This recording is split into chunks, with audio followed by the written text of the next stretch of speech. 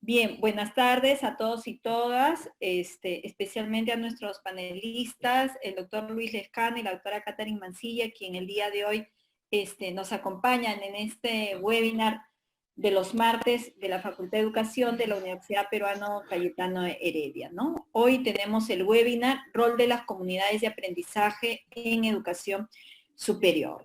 Y un poco queríamos reflexionar la importancia que tiene formar esas comunidades de aprendizaje, sobre todo hoy en día que la universidad está frente a una coyuntura nueva, ¿no? Inesperada. Estamos en una situación de incertidumbre y es necesario entonces que las universidades abramos paso a esta situación y además podamos entonces, a partir de lo que vamos viviendo y aprendiendo, salir de la caja o salir de los muros para empezar a compartir nuestras vivencias, experiencias, nuestros aportes, y de esta manera podamos entablar un aprendizaje dialógico, igualitario entre las diferentes instituciones, porque tenemos una cuestión en común, ¿no? Promover el respeto hacia la educación como un derecho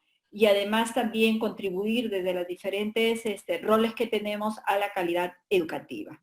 Dicho eso, entonces, voy a presentar a nuestro primer panelista. Les pido a todos que una vez que iniciamos, pongamos nuestros micrófonos, cerremos nuestros micrófonos y además también podamos prestar atención. Cada uno de nuestros panelistas va a tener 20 minutos y luego de eso entraremos a una ronda de preguntas, ¿sí?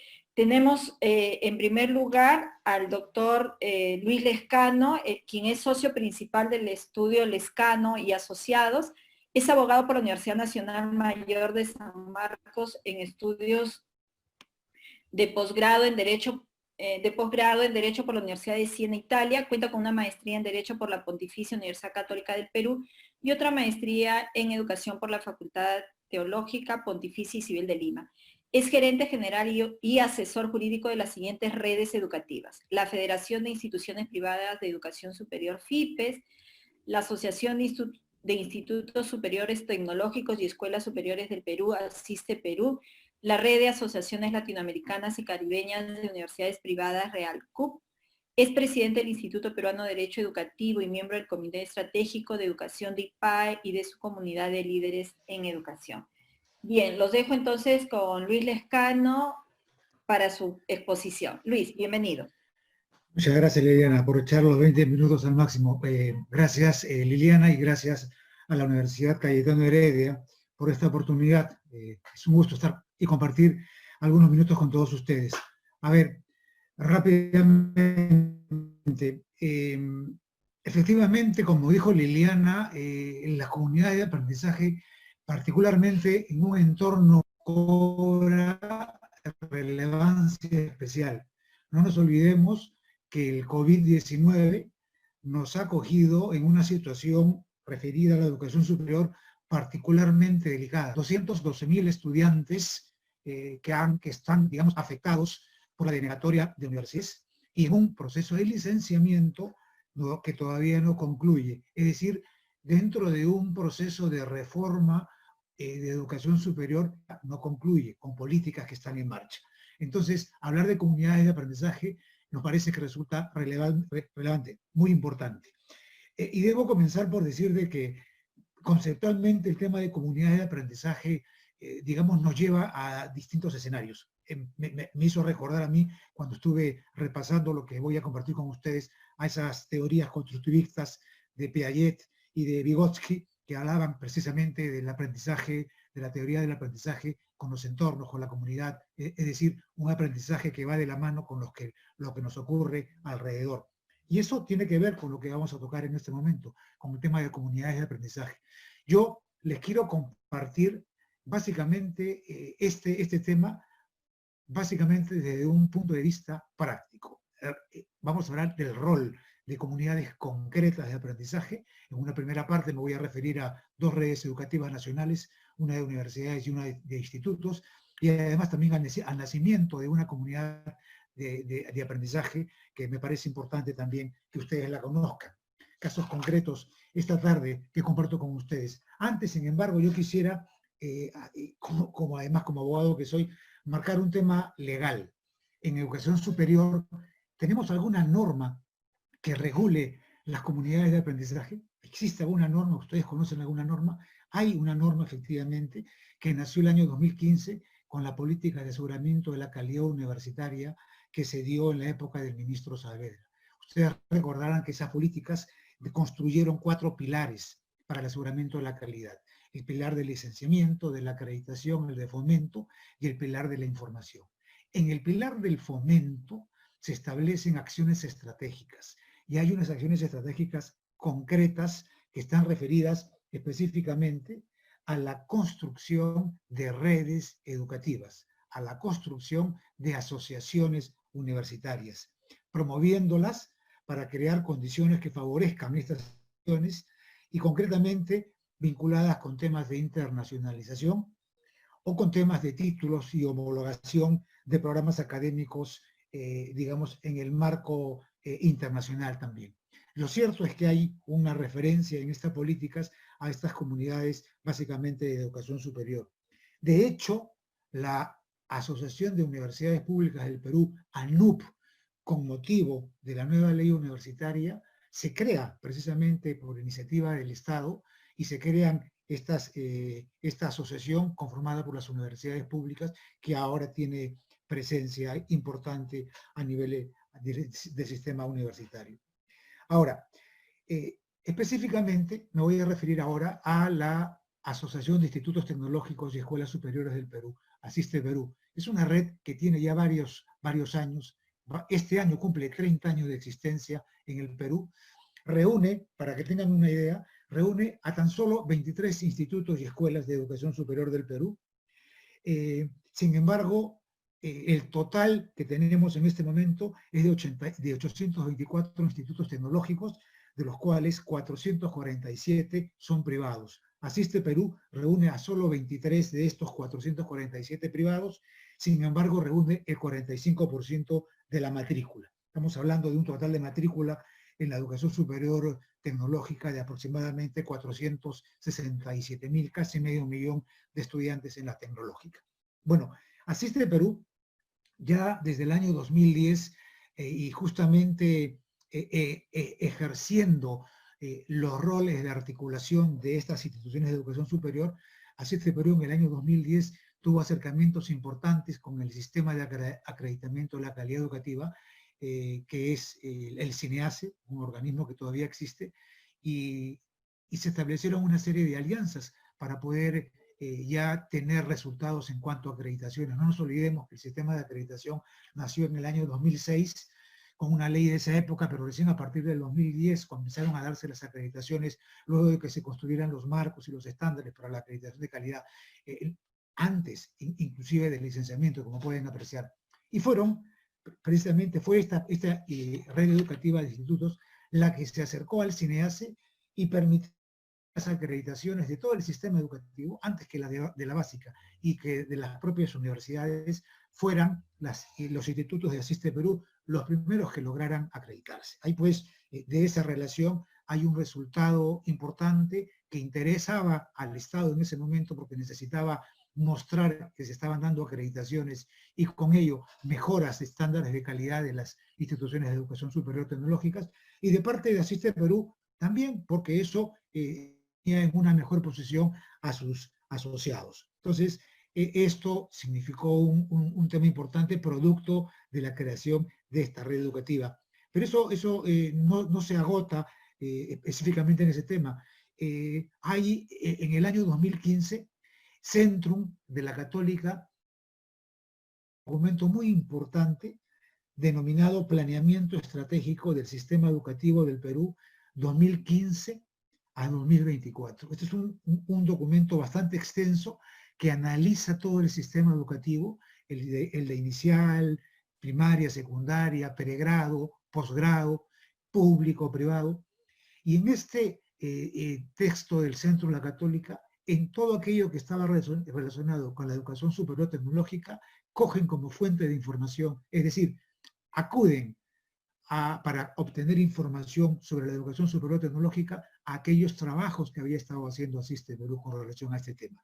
Es decir, informes, datos estadísticos que sirvieron para este estudio que hizo Centrum y que citaba a Asiste Perú, que es una red educativa, pero la citaba como fuente de información, lo cual le daba pues a Asiste Perú en una, digamos, institución confiable sobre la cual se construían estudios serios sobre el sistema educativo peruano. Todo eso gracias a que se había constituido una red que no solamente miraba, digamos, intereses gremiales legítimos que corresponden a los asociados que la crearon, sino además a entrar en situaciones, en trabajos, en alianzas importantes que podían, digamos, ayudar al sistema mismo a través de sistemas de acreditación de la calidad educativa o también para data importante.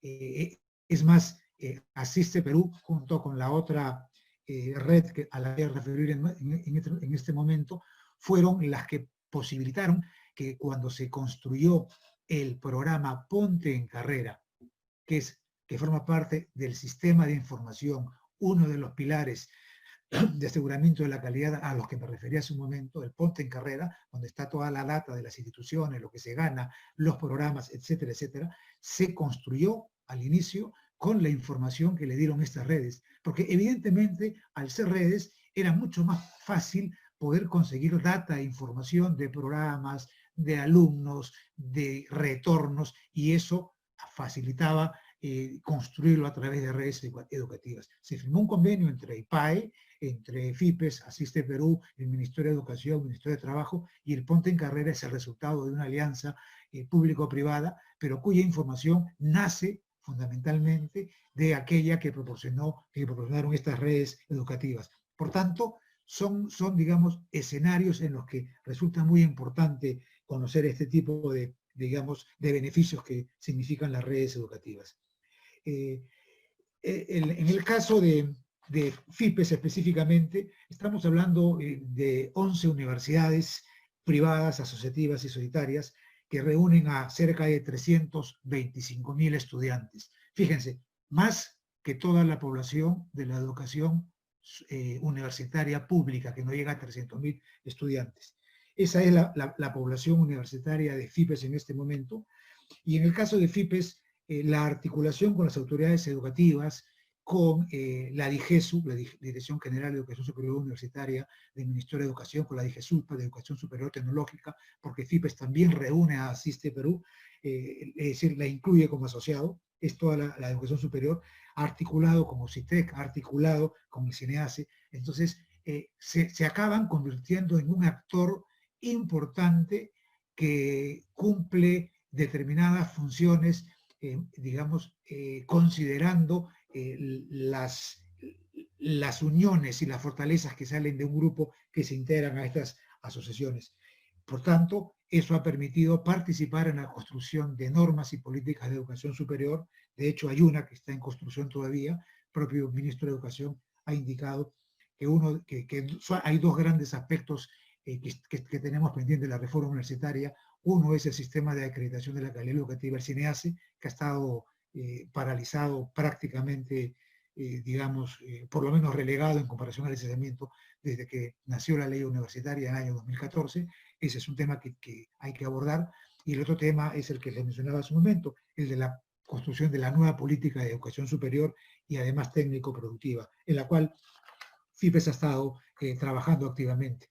Entonces, eso permite brindar información a las autoridades que pueden preparar justamente estas políticas de educación que son de muchísima ayuda. De allí la importancia de resaltar la construcción de estas redes educativas y del dinamismo que tienen que tener. De hecho, por primera vez en la historia de la universidad peruana, por primera vez, este año se conformó una alianza que nunca había existido, una alianza entre dos redes universitarias, FIPES y ANUP.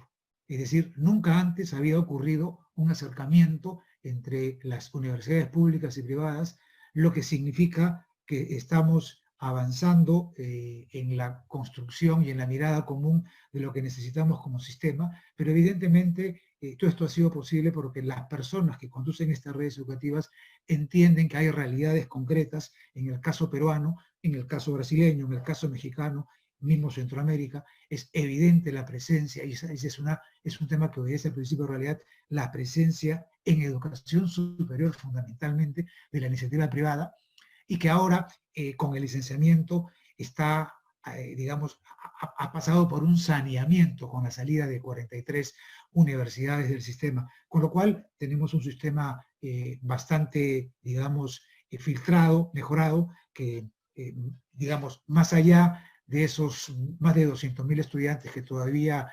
necesitan y que han sido afectados por esta denegatoria y necesitan trasladarse y continuar sus estudios, lo cual creo que fue digamos, una mirada que estuvo ausente cuando se construyó el licenciamiento, esta afectación concreta que están teniendo los alumnos, pero igualmente destaco el papel de estas redes educativas, digamos, en la construcción del sistema, en la articulación de sus políticas y en las decisiones que se van tomando y en la información que se va adquiriendo gracias a que hay muchas instituciones de educación superior que se han reunido en asociaciones y que mirando el sistema de manera común y considerando al estudiante como centro del sistema, acaban jugando un rol importante en el sistema educativo en general. De hecho, a través de FIPES se forman también parte de una red latinoamericana, una red de asociaciones latinoamericanas donde hay más de 600 universidades. Y por ejemplo, nos hemos enterado la semana pasada que países como Panamá, frente al COVID-19, ellos ya han arreglado el problema de la conectividad, haciendo convenios con las operadoras de servicios de Internet, y absolutamente todos los estudiantes están conectados. Panamá tiene ya esas prácticas. Entonces, eso también permite saber qué ocurre en otros sistemas, qué se puede mejorar de esos otros sistemas, qué cosa es lo que se puede aplicar de otros sistemas. Tenemos en este momento 9 proyectos de ley, que creo que ahora han entrado 2 más con relación a proyectos de ley que transversalmente están regulando toda la educación, con reducciones de pensiones, con una serie de políticas que naturalmente se están, digamos, presentando por todo este problema del COVID-19. Pero son proyectos de ley que ya, por ejemplo, se han abordado en el sistema chileno, en el sistema paraguayo, y en donde esos proyectos de ley han sido descartados por un tema de inconstitucionalidad. Toda esa información, que no es poca, es la que se permite reunir a partir de la conformación de redes universitarias.